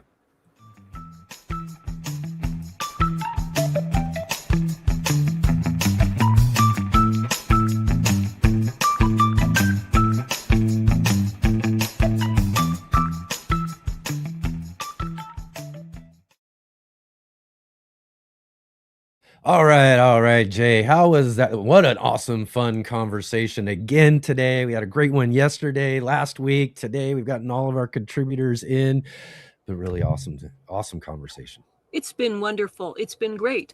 We're short on time, so I know. I'm going to be running through this right with you here too. So we're just going to do it. I'm just going to do a real quick comment, and then I'm going to get on to your section. Is something Shawnee said. Stick around to learn how you can help for next Saturday's live stream. I'm going to be doing the Jaybot takeover next Saturday. And as of yet, because we've just kind of come on this idea, I have no theme, no guests, nothing at all in particular happening for the live stream next Saturday. So I'm open to your ideas. And if someone wants to shoot me some suggestions, I am open to that. Yes. Yeah. Definitely. Jay's taking over next Saturday. It's the 4th of July, and I'm going to do a family day and all of that sort of stuff. And hopefully you guys will have a great, fun conversation here on the show. So, yes, like Jay said, got any ideas? Let her know for sure. And again, come tune in next Saturday for that show. That should be really, really fun. And then we're going to be back again next Sunday. We got a great guest. He's one of my good friends, one of my first real good friends in the gardening community. Next Sunday editions, we're going to have my buddy John Kohler from Growing Your Greens joining us next week. Maybe someone else too. I'm not sure quite yet. There's a couple of ideas, but if not, it'll be me and John hanging out next Sunday for next Sunday edition. And then also I do want to let everybody know we got our monthly gardening book club coming up. And this month we are featuring Mark Valencia. Yeah, one of the biggest gardening channels in the world.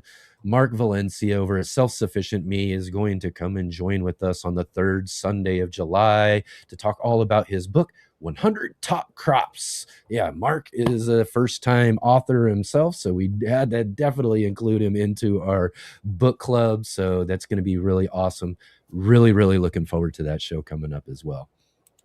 Great. How about that, huh? Mark coming back on the show again. Woo! Yes. He's always so fun, so awesome. And just again, too, one of those things, we do this show for the community and all that sort of stuff. And it's amazing when channels, especially, Mark, one of the top ones in the world, come to show some support for the gardening community with all of us. He's just so wonderful about doing that. He's always really excited about coming in and hanging out with us. So really, really look forward to that. Yes. I can't believe we get such big guests here and that they're taking time. Amazing. And each of them are actually return guests. So they are supporters of the show. And we are so appreciative of them taking time from their extremely busy lives for all of us. Yeah. So, all right, everybody, if you can, before you head out, let's go ahead and click that like button, thumbs up, hit that thumbs up. Get that like button, subscribe if you haven't subscribed yet, bell notification to be notified of our upcoming shows, live streams, and all of that. And definitely share with your friends. Let everybody know we're here every Saturday and Sunday. One of us will be here, right? Every Saturday and Sunday, 11 a.m. Pacific time, 2 p.m. Eastern, right here on the Let's Get Growing show. And again, follow all the links down below to all of our guests and contributors and all of that. I really appreciate when you guys do that for sure. And also, I'm teased this at the beginning of the show. I got a little treat for everybody as we end the show today. It is my granddaughter's 2nd birthday. I'm really excited to get out of there and go see her here real soon. So I just filmed a couple of tiny little clips on our last park day this last week and all of that. So I'm going to finish up here today. We'll see all of you, or Jay will see all of you next Saturday. I'll see you next Sunday, and we'll see all of you then.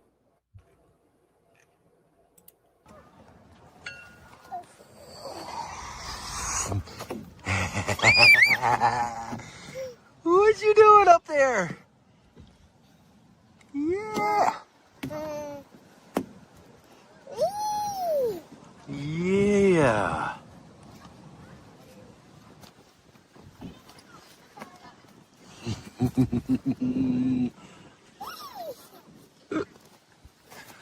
Peekaboo.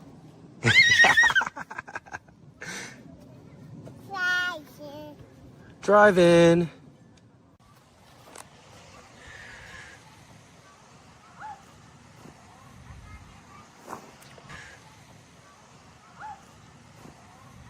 Boy, you're a big girl already. You're a big girl already, huh? No, that's right. Just stay little for a while, huh? Yeah.